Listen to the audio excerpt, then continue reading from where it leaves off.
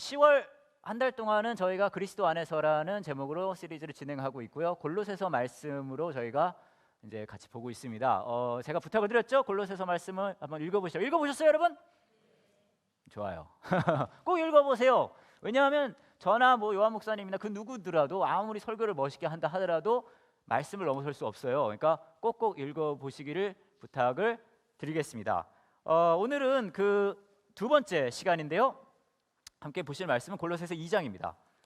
6절부터 15절까지의 말씀인데요. 골로새서 2장 6절부터 15절입니다. 들어오실 때 받으신 주보에도 나와 있고요. 화면에도 나와 있고 성경에도 나와 있습니다. 저와 여러분이 태그 매치를 한번 읽어보도록 할게요. 그리스도 예수를 주님으로 믿었으니 그분 안에서 계속 살아가십시오.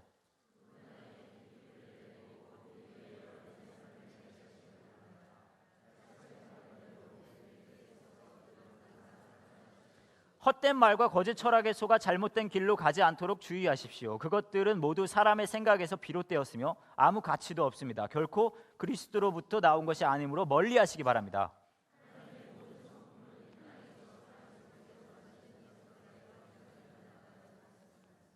여러분은 그리스도 안에서만 진정으로 완전한 삶을 누릴 수 있습니다. 그분은 모든 지배자와 권세자들의 머리가 되시는 분입니다.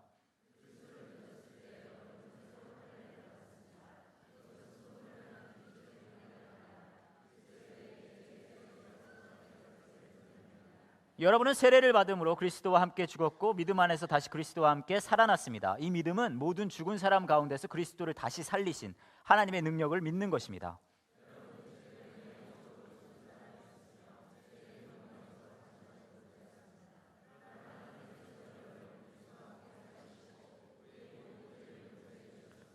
하나님께서는 우리를 거스르는 기록된 빚의 문서들을 우리 가운데서 취하셔서 그것들을 십자가에 못 박아 깨끗이 없애주셨습니다.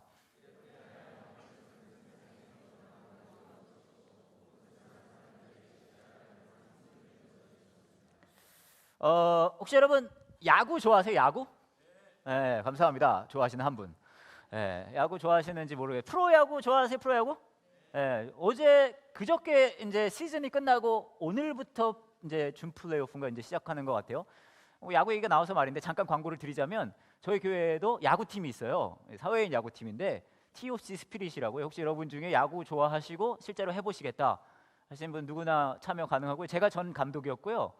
우리 야구팀 소리 한번 질러보세요. 우! 네, 한 3분 하세요. 네, 감사합니다. 제가 전에 감독이었는데 지금은 감독님이 바뀌셔서 저기 우리 박두신 감독님이 저기 앉아 계세요. 네, 저기 저분, 저분이신데 너무 좋으시고 여하튼 그렇습니다. 그래서 야구 관심 있으면 토요일 날 아침에 하니까요. 관심 가져주시고 그러시라고요. 저도 야구 굉장히 좋아하는 편인데 재밌는 글을 하나 봤어요. 뭐냐면 프로야구에 관련된 글인데 이 남자가 어떤 프로야구 팀을 좋아하느냐에 따라서 그 사람이 이런 성향을 가지고 있다, 이런 성격인 거다, 그런 글이에요. 한번 들어보세요. 야구를 좋아하시는 분들이면 무슨 소리인지 다 알 수 있어요. 한 3년 전에는 3, 4년에 나온 걸 약간 오래된 걸 수도 있는데 이렇습니다. 삼성 팬인 남자를 만나세요. 완벽한 1등 신랑감입니다.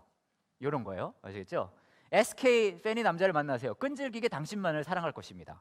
두산 팬인 남자를 만나세요. 몸을 바쳐 당신을 지킬 것입니다. 롯데 팬인 남자를 만나세요. 열정적으로 당신을 사랑할 것입니다. 기아 팬인 남자를 만나세요. 당신의 과거까지 사랑할 것입니다. LG 팬인 남자를 만나세요. 당신이 아무리 못나도 변치 않을 것입니다. 넥센 팬인 남자를 만나세요. 아낌없이 당신에게 모든 것을 줄 것입니다. NC는 이때 없었고요. 팀이 하나 남아있어요. 아직. 한화 팬인 남자를 만나세요. 그는 이미 부처입니다.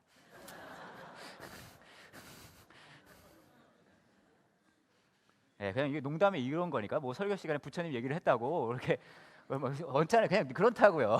이거는 얘기를 했다고. 저의 신앙과 저의 상관이 없는 얘기예요. 말이 나왔길래 한번 물어볼게요. 혹시 삼성 팬 손 들어보세요. 삼성 팬. 있으세요? 삼성 팬? 없어요? 네, 몇 분 계세요. 네. SK. 네, 좋습니다. 두산.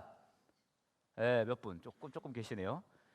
롯데 팬. 네, 몇 분 계시고 기아 팬. 저는 개인적으로 기아 팬이에요. 저희 아버님이 전라도 출신이시라 어렸을 때 세뇌를 시켰어요. 참 물려주셔야 될 걸 안 물려주시고 이런 것만. LG 팬 있으세요? LG. 몇 분 계십니다. 넥센. 그 다음에 저기 NC.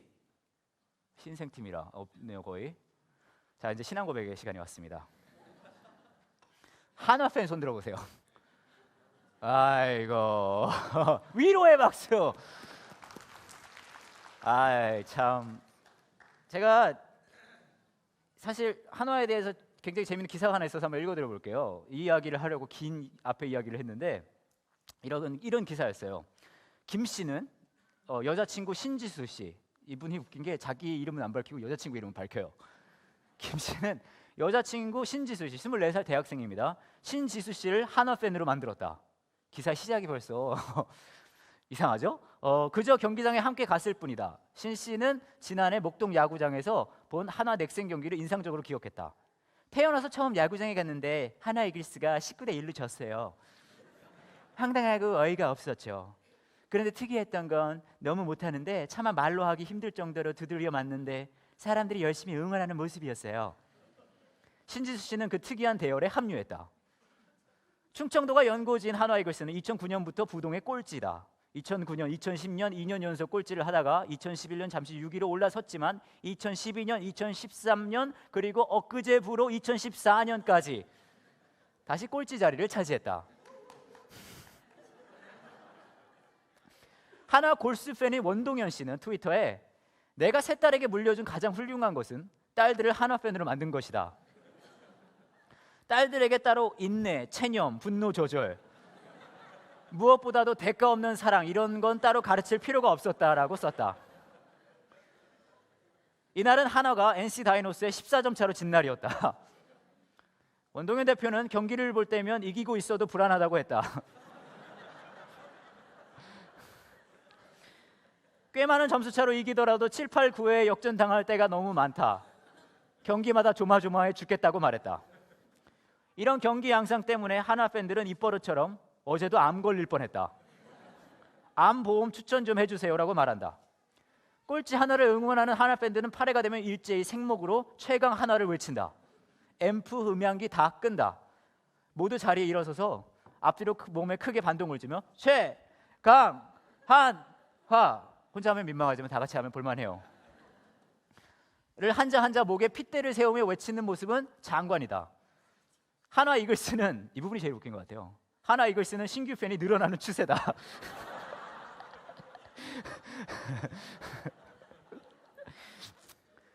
노태균 씨, 회사원이고 28살입니다. 노태균 씨는 지난해부터 한화 팬이 됐다. 충북 청주가 고향이지만 그는 야구를 잘 보지 않았다. 노 씨가 어느 날 한화 광팬인 친구에게 물었다. 꼴찌만 하는 한화를 도대체 왜 응원하냐? 친구가 대답했다. 우리는 1승을 응원하는 게 아니야. 1점을 응원하는 거야.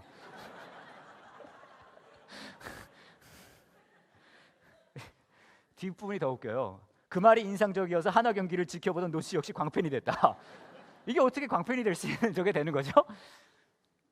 노 씨는 말한다. 한화 야구는 워낙 기대치가 낮다 보니 조금만 잘하면 기분이 엄청 좋아져요.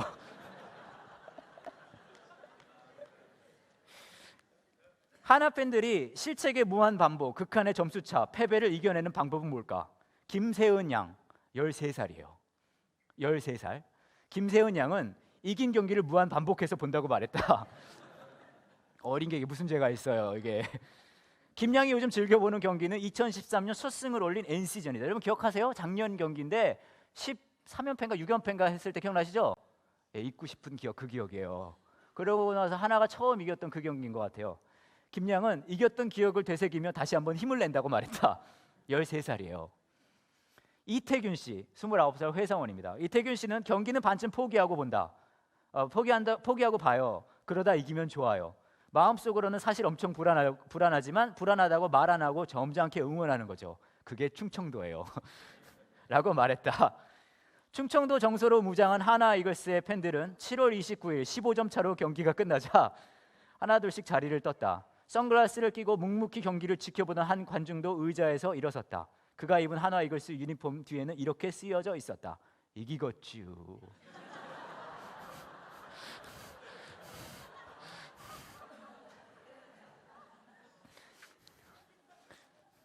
이런 게 굉장히 재미있는 이유가요, 여러분. 사실 우선 하나가 정말 그지같이 못해서 그래요.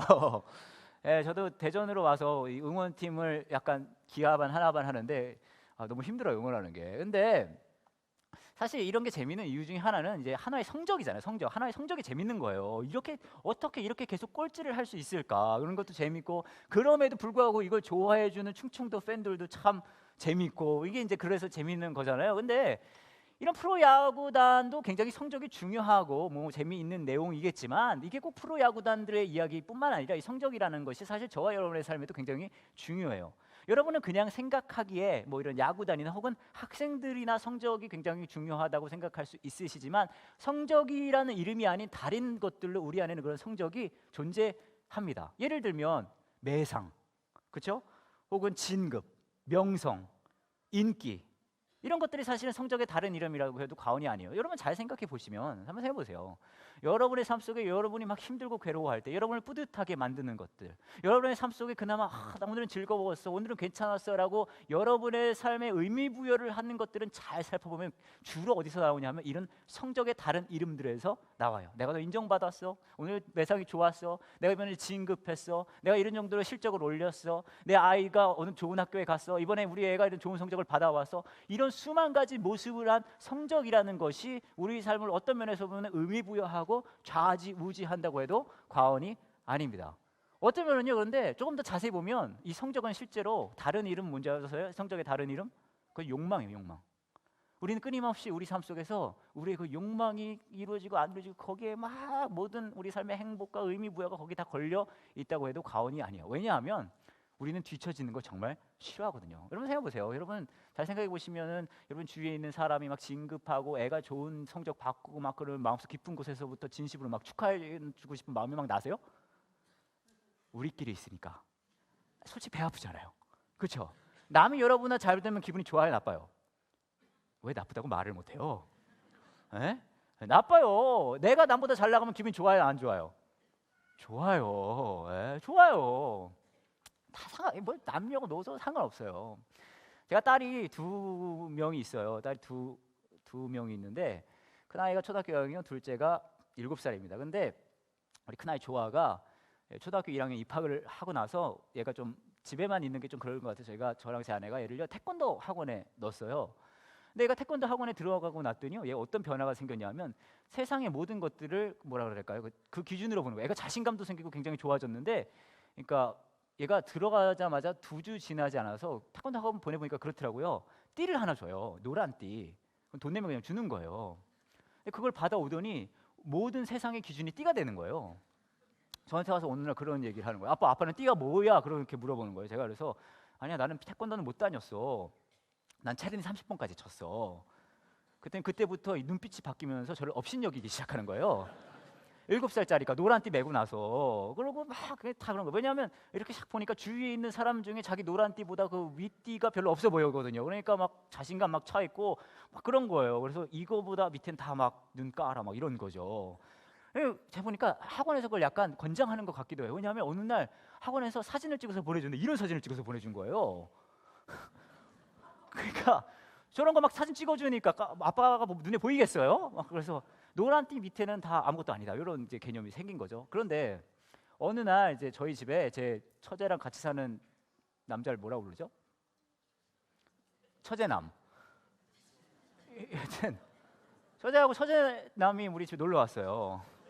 그래가지고 이제 놀고 있었는데, 이제 우리 아이에게는 이모부잖아요, 그렇죠? 이모부가 저희 애들이랑 놀아주다가 진짜 또 제 아이가 이제 조아가 자신감이 붙어가지고 막 이제 물어본 거예요. 이모 태권도 할 줄 알아? 물어본 거예요. 또 이제 딱 제압하려고. 그러니까 저희 처제남 이모부가 그렇게 얘기를 하는 거예요. 그럼 할 줄 알지. 이 친구 좀 했나 봐요. 약간 사실 그 전부터 내가 건들고 싶진 않았어요. 그래서 할 줄 알아 그러는 거. 그럼 할 줄 알지 그런 거예요. 그러니까 조아가 물어본 거예요. 그럼 이모 무슨 띠야? 딱 그런 거예요. 이제 제압하려고. 근데 깜짝 놀란 게 이 친구가 그렇게 얘기한 거예요. 이모부가 이렇게 얘기하는 거예요. 난 검은 띠야 그런 거예요. 그러니까 노란 띠인 조아가 이제 확 죽은 거죠. 강적을 만난 거예요. 처음이에요. 항상 움찔하다가, 근데 이 아이가 또 그렇게 완전히 죽어 있을 수는 없잖아요. 그렇게 싫으니까, 그게 기분 나쁘니까, 무시당한 업신여김을 당하는 게 싫으니까 바로 이렇게 얘기를 하더라고요. 그래? 이모부? 사실 나는 개띠야 그러는 거예요. 그러니까 내가 좀 꿀릴 것 같으니까 종목을 바꾸면서까지 내가 좀 이러고 싫다는 거죠. 근데 이게 저희 큰아이의 이야기뿐만 아니라 우리도 여러분, 저와 여러분의 삶 속에서도 욕망이라는 게 존재해요. 뒤처지는 거 싫어하고 무시당하는 거 싫어해요. 여기서 무시당하는 거 좋아하는 사람은 아무도 없단 말이에요. 왜냐하면 우리 안에 그 욕망이라는 게 존재하거든요. 그런 말은 다시 말하면 어떤 말인 줄 아세요? 우리 삶을 잘 보시면, 여러분도 여러분의 삶을 잘 살펴보시면요, 지금까지 이루어진 일들이나 결정들을 잘 보면 주로 그것을 움직여 왔던 건 결국은 욕망인 거예요. 근데 문제는 뭔지 아세요? 욕망에 따라서, 욕망에 이끌려서 사는 삶을 결코 아름다울 수가 없다는 게 문제인 거예요. 우리는 그렇게 생각해. 이것만 이루어지면 될 거지, 이것만 이루어지면 잘 될 거지, 이것만 이루어지면 내가 좀 더 행복할 거지 라고 생각하지만, 실질적으로 욕망에 이끌려 사는 사람은 그 삶은 해피엔딩이 없어요. 왜냐하면 예를 들어서 내가 정말 욕망하던 게 이루어졌다고 쳐요. 그럼 어떤 일이 벌어진지 아세요? 우리는 우월해져요. 우월감. 그러니까 막 그것 좀 이뤘다고 막 하고 막 이렇게 이러는 거예요. 결코 아름다운 모습이 아니죠. 욕망이 이루어지지 않으면 어떤 모습이죠? 열등의식이 생기는 거예요. 나 왜 이거밖에 안 될까? 그러니까 욕망을 따라 살면 그 두 가지 결과밖에 없는 거예요. 우월감을 느끼고, 난 정도 그래도 이 정도 사회적 지위를 내가 있는데, 내가 그래도 이런 직업인데, 내가 그래도 이런 실적을 쌓았는데, 그걸로 기분 좋게 살거나, 혹은 이루어지지 않았기 때문에 저 사람은 저렇게 되면 이거밖에 안 될까라고 그냥 괴로워하면서 사는 거죠. 이 두 가지밖에 없다는 거예요. 그런데 문제는 뭐냐면요, 이게 진짜 우리 삶 속에 실제로 일어나고 우리 삶을 정의한다고 해도 과언이 아니라는 거죠. 제가 여러분 아까 제가 야구 얘기를 조금 했는데, 야구를 정말 좋아하시는 분들은 메이저리그도 보실 수도 있을 것 같아요. 메이저리그 좋아하시는 분 계세요 혹시? 아무도 없군요. 한번 보세요. 예. 메이저리그 선수 중에 좋아하시는 분들은 정말 아시는 분도 계신 텐데, 이 그레디 사이즈모어라는 야구 선수가 있어요. 이렇게 생겼어요. 그레디 사이즈모어인데 혹시 아시는 분 계세요?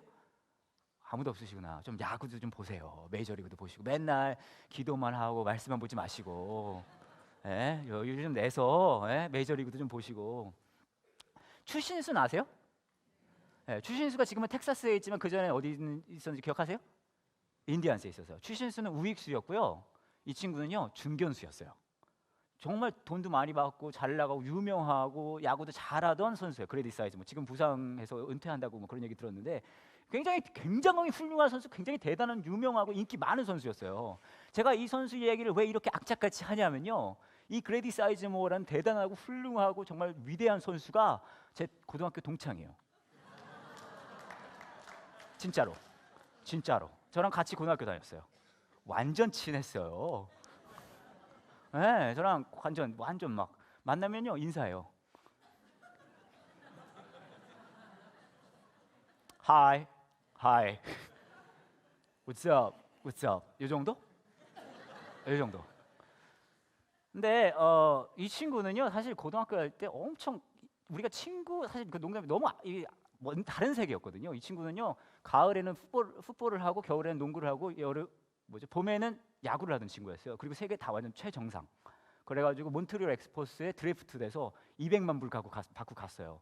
저는 고등학교를 마치고 돈 내고 대학교를 갔고, 완전 다른 세계, 진짜 얼굴도 잘생기고 인기도 완전 많았던 그런 친구였거든요. 반면에 저는 어떤 사람이었냐면요, 제가 고등학교 다닐 때는 우선 이 친구 같은 경우는 뭐라 그래야 될까요? 막 근육질에 막 그렇고, 저는요 근육을 집에 보관하고 다녔어요.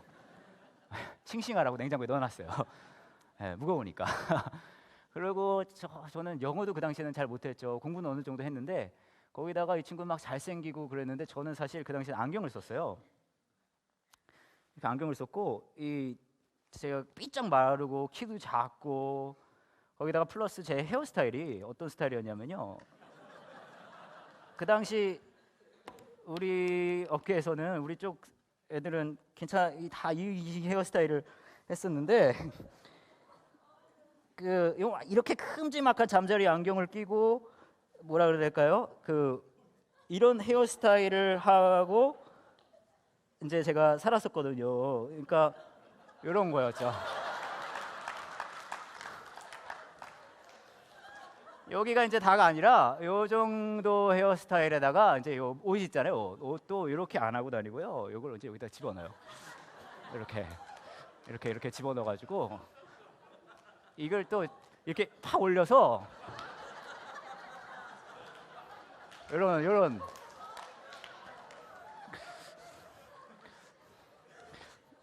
예, 포토 타임 드릴게요. 예. 예. 예, 다 찍으셨어요? 예. 이게 제가 그랬는데 그만 찍으셔도 될 것 같은데. 예. 예. 그 당시에 제가 이러고 다녔거든요. 고등학교 다닐 때. 예. 저 친구는 막 운동하고 진짜 학교에서 인기 애들이랑 다니고요. 저는 이러고 이제 학교를 다니는 거예요. 또 문제는 뭐냐면 제가 이제 고등학교에서 이제 학교를 다니는데 다 이미 친구들이 있고 저랑 같이 놀 친구가 없는 거예요. 근데 친구가 있어야 살 거 아니에요. 밥은 누구랑 같이 먹어야 되잖아요. 그래서 근데 누가 저랑 친구를 하고 싶겠어요. 여러분 제가 얼굴 딱 봐도 이제 저를 아는 체 하고 싶어 하지 않는 아까 그 머리 깎은 모양은 참 미남이었구나. 이렇게 지금 보시는 눈빛인데 그 당시만 해도 이렇게 생긴 애랑 누가 친구 하려고 하겠어요. 그래서 친구가 정말 없는 거예요. 그래가지고 제가 뭐라 그래야 될까요? 그 생각한 것 중에 하나가 그때부터 제가 시작한 게 아무데도 소속하지 않은 아이들을 찾기 시작했어요. 그런 애들은 어떤 애들이냐면 이상한 애들이에요. 이상한 애들, 약간 이상한 애들, 그런 애들이에요. 그때부터 제가 진짜 그런 애들을 찾아서 걔들이랑 친구 되는 습관이 들어지고 그래서 제가 이상한 애들 사람들이랑 되게 잘 어울리거든요. 그래서 제가 여러분과 같이 교회 생활하는데 문제가 없어요. 하여튼 그래가지고 제가 그런 애들 중에 찾은 게 이제 우리 저까지 해서 4명 있었거든요. 우리 같은 친구들, 베스트 프렌드 3명이 있었던 거죠. 그 첫 번째는 어떤 애였냐면요. 얘는 계속 구구단을 외우는 애가 있었어요. 말을 다른 걸 안 해요. 그냥 구구단 계속 외워. 2 times 3 equals 6, 2 times 4 equals 8, 3 times 6 equals 18, 7 times 8 equals 막 이러면서 계속 해요. 이 친구는 정말 좋은 게 제가 굳이 말을 안 해도 돼요. 왜냐면 혼자 계속 말을 하고 있으니까. 너무 좋은 친구였어요. 또 다른 친구는 또 어떤 친구냐면요. 벽이랑 말을 하는 친구가 또 있었어요. 벽이랑 말을 하는 친구인데 얘가 좀 친해졌더니 얘가 저한테 누굴 소개시켜주는지 아세요? 벽을 소개시켜주는 거예요. Yeah, this is my friend, my friend, Fred the Wall. 이래요. 얘는 벽인데 내 친구 프레드야. 그래가지고 힘들었어요. 걔랑 벽이랑도 같이 친해지느라고. 또 한 친구는 어떤 친구였냐면 베트남에서 바로 온 친구인데 영어를 하나도 못해요. 이렇게 우리 넷이 이렇게 뭐라 해야 될까요? 같은 베스트 프렌드였거든요. 근데 여러분 생각해 보세요. 제가 그 친구들이랑 같이 어울리는 걸 좋아했을까요? 싫어했을까요?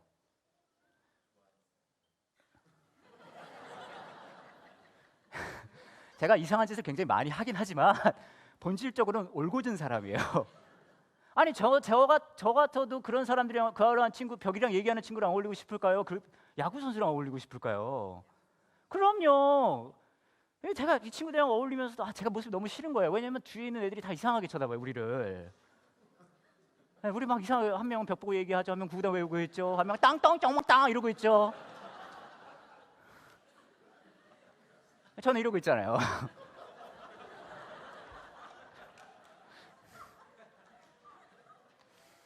저도 그런 제가 싫었어요. 너무 나도 저런 친구가 어울리지 나 뭐 이럴까 막 그런 마음이 있었다고요. 내가 영어를 조금 더 잘했으면 막 그런 마음도 있었고 내가 조금 더 미국 일찍 와서 이 사람 애들이랑 어울리는 기회 내가 운동을 조금 더 잘했으면 막 그런 마음이 있었어. 키가 좀 더 컸으면. 근데 더 웃기는 건 뭔지 아세요? 그건 우스워요. 더 웃기는 거는요. 제 마음에 이런 마음도 드는 거예요. 그래도 나 정도 되니까 니들이랑 놀아주지. 내 마음에 그런 마음이 있었어요. 근데 여러분 그게 제 고등학교의 그 어린애 마음이 아니에요. 여러분 삶도 똑같아요. 여러분 삶 속에 여러분이 지금까지 살아온 모습 보면요. 나 왜 이거밖에 안 되지? 나 왜 사람들이 난 이렇게 쳐다보지? 혹은 그래도 나 정도 되니까 니들이랑 놀아주지가 여러분의 마음 속에도 여러분의 삶 속에도 있단 말이에요. 왜 그런 줄 아세요? 저의 삶이나 여러분의 삶이나 우리 삶을 이끌고 있는 건 욕망이라서 그래요. 이루어져도 우리 삶 속에 우월감밖에 남지 않고 이루어지지 않을 때는 우리 삶 속에 열등감밖에 남지 않아요. 우린 그렇게 고모양으로 살아요. 하지만 성경은 저와 여러분에게 욕망에 이끄는 삶이 아닌 다른 삶을 제시합니다. 그 삶은 어떤 삶인지 아세요? 예수 그리스도와 동행하는 삶이에요. 예수 그리스도와 동행하는 삶이에요. 오늘 말씀을 보시면 이렇게 말씀하고 있어요. 8절에 보면 이렇게 말합니다. 헛된 말과 거짓 철학에 속아 잘못된 길로 가지 않도록 주의하십시오. 그것들은 모두 사람의 생각에서 비롯되었으며 아무 가치도 없습니다. 결코 그리스도로부터 나온 것이 아니므로 멀리하시기 바랍니다. 후반부에 또 이렇게 말씀합니다. 12절에 이렇게 얘기하고 있어요. 여러분은 세례를 받음으로 그리스도와 어떻게 죽었어요? 함께 죽었고 믿음 안에서 다시 그리스도와 어떻게 살아났어요? 함께 살아났습니다. 이 믿음은 모든 죽은 사람 가운데서 그리스도를 다시 살리신 하나님의 능력을 믿는 것입니다. 여러분은 죄 때문에 영적으로 죽은 사람이었으며 죄된 뭐에서 벗어나지 못하였다고요? 욕망에서 벗어나지 못하였습니다. 그러나 하나님께서는 여러분을 그리스도와 어떻게 해요? 함께 살리시고 우리의 모든 죄를 용서해 주셨습니다. 신앙의 삶은 저와 여러분의 모든 욕망들이 하나님을 통해서 이루어지는 삶이 절대 아니에요. 대신에 신앙의 삶은 무엇인지 아세요? 신앙의 삶은요, 예수 그리스도께서 저와 여러분의 삶 속에 악착같이 동행하신다는 삶이에요. 십자가가 저와 여러분에게 보여주시는 핵심의 메시지는 내가 너희 모두 천국에 보내줄게 뾰로롱 뿅뾰로롱이 아니라 우리의 삶의 모든 순간순간 절망의 모습, 두려움의 모습, 심지어는 그 우월감에 쌓여가서 그 재수 없어 보이는 그 모습마저도 예수 그리스도께서는 우리와 함께 하시겠다는 메시지예요. 그리고 우리의 욕망이 더 이상 우리 삶을 의미 지어지거나 정의하는 것이 아니라 예수 그리스도가 나와 동행하는 그것 하나만으로 내 삶이 정의되어지는 그 삶이 그리스도 안에서 사는 믿음의 삶이라는 거예요. 여러분은 그런 삶을 살고 계세요? 저희 어머님이 제가 중학교 다닐 때 한국에서 면허를 땄어요. 처음에 막 운전면허 따시겠다 그러시길래 따시라고, 뭐 제가 무슨 힘이 있었겠어요. 제가 중학생인데 아버지께서 그러라고 했거든요. 근데 봉고차 있잖아요. 일종 면허를 따셨어요. 왜냐하면 집에 있던 차가 교회 봉고라서 필기시험을 한 번에 딱 붙으시고 실기시험 보러 갔다 오셨어요. 떨어지셨어요. 그래서 우리 온 가족이 엄마 괜찮아요. 다음에 붙을 거예요. 그랬어요. 근데 다음에 또 보셨어요. 떨어지셨어요. 그래서 우리 온 가족이 엄마 괜찮아요. 다음에 붙을 거예요. 다음에 또 보셨어요. 떨어지셨어요. 엄마 괜찮아요. 다음에 꼭 붙을 거예요. 다음에 또 보셨어요. 떨어지셨어요. 슬슬 짜증이 나기 시작했어요. 엄마 붙을 거예요. 또 다음에 보셨어요. 떨어지셨어요. 7번 떨어지셨어요. 그리고 8번 만에 붙으셨어요. 어머니가 시험 보신 곳이 탄천이었어요. 서울에. 아세요 거기? 그래서 아직도 아마 전설로 남아있을 거예요. 탄천의 기적이라고. 근데 그것도 어머니가 7번 떨어지고 8번 만에 붙은 것도 대단한데 우리 막 신나했거든요. 동네 잔치하는 줄 알았어요. 근데 더 웃기는 건 3일째 되는 날이었거든요. 어머니가 면허증을 따고 나서 3일째 되는 날 아침에 일어나서 이제 내 방문을 나와서 거실에 나와보니까 깜짝 놀란 거예요. 왜냐하면 저희 할머니가 와 계신 거예요. 그래서 아침에 일어나니까 없었던 할머니가 땅 하고 나타났어요. 그래가지고 아니 할머니 여기 왜 어떻게 오셨어요? 라고 여쭤봤더니 할머니가 그러시는 거예요. 어제 밤 늦게 저희 어머니가 갑자기 저희 할머니 집에 오더니 할머니를 모셔갖고 여기 온 거예요. 아니 무슨 이유가 있어서 할 일이 있어서 오셨냐고 물어봤더니 그런 게 아니래요. 저희 어머니가 운전면허를 땄는데 너무 자신이 운전을 얼마나 잘하는지를 보여주고 싶어서 여러분 상상해 보세요. 며느리가 시어머니가 너 나 좀 와서 데려가라 이러지도 않았어요. 며느리가 시어머니를 직접 가서 데리고 오는 거예요. 여러분 상상조차 못하겠죠? 예, 모든 며느리들 그죠? 그 밤중에 면허증 딴 지 3일째 된 분이 그 밤중에 저희 집이 잠실이었는데 김포 누산 사거리에 가서 시어머니를 모시고 와가지고 거기 딱 앉혀놓은 거예요. 왜요? 온 가족이 볼 수 있게. 내가 비록 7번 떨어지고 8번 만에 붙었으나 내가 이 정도 일은 할 수 있다는 거죠. 너희들 잘 봐라. 나의 능력을.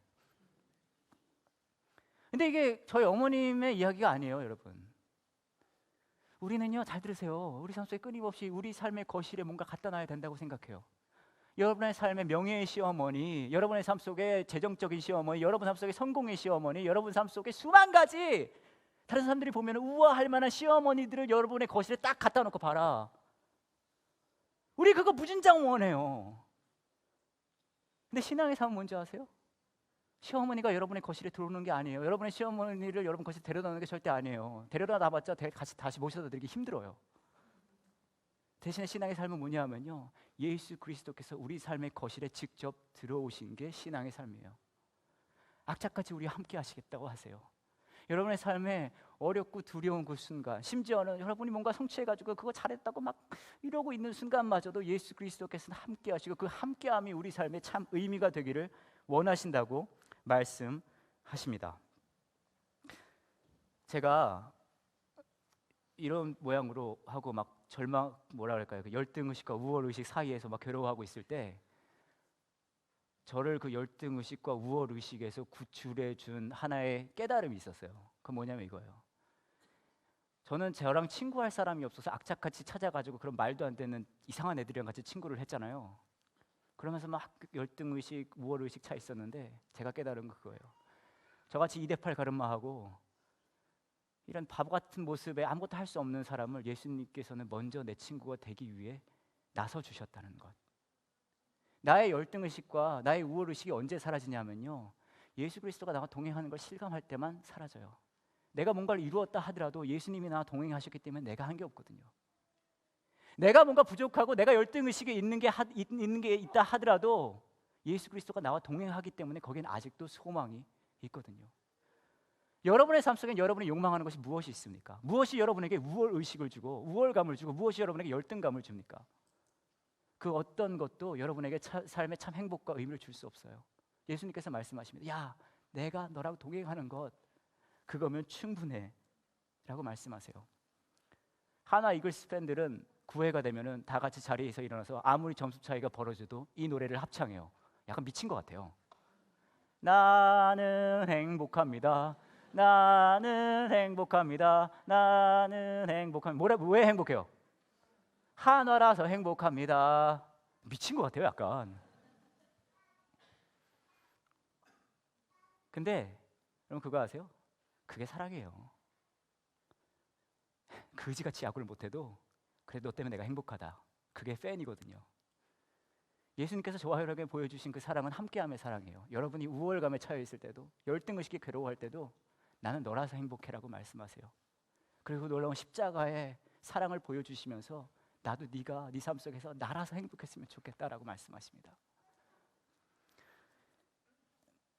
열흘 전에 제가 머리를 자르고 나서 한 7시, 저녁 7시쯤에 잘랐어요. 그리고 집에 갔는데 평소에 제가 집에 들어가면 저희 아이 둘이, 딸 둘이 막 뛰어와요. 그러면서 막 아빠 하고 막 뛰어오면서 안겨요. 여러분이 생각하는 그 믿음의 모범의 가정, 그게 저희 가정이에요. 근데 그날 제가 머리 자르고 갔는데 애들이 막 오는데 이렇게 오는 거예요. 아!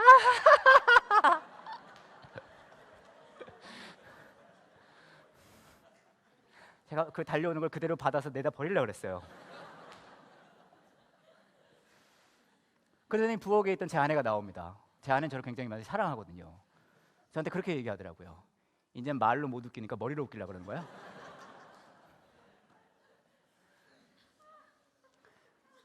제가 깜짝 놀랐어요. 지난 열흘 동안 진짜 많은 분들을 만났는데 이 많은 분들과 같은 이야기 주제로 이야기를 나눌 수가 있겠구나.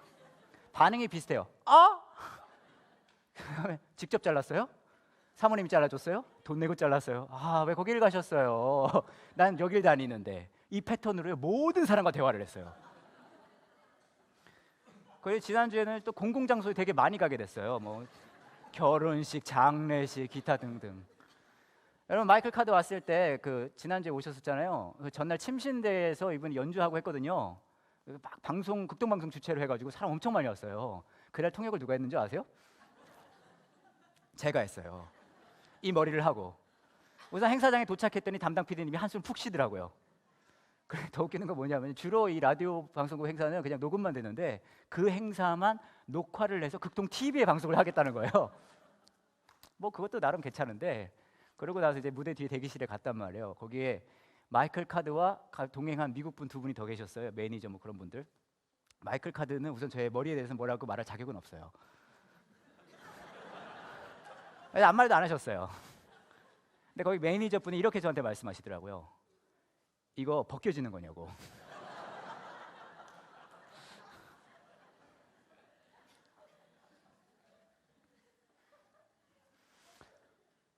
여러분 제가 이 모든 일련의 고난들을 삶 속에서 겪으면서 제가 실망했을까요? 안 했을까요? 저도 인간이에요. 생각해 보세요. 한 100여 명과 같은 대화를 계속 내 대화를 하면 힘들어요. 실망했어요.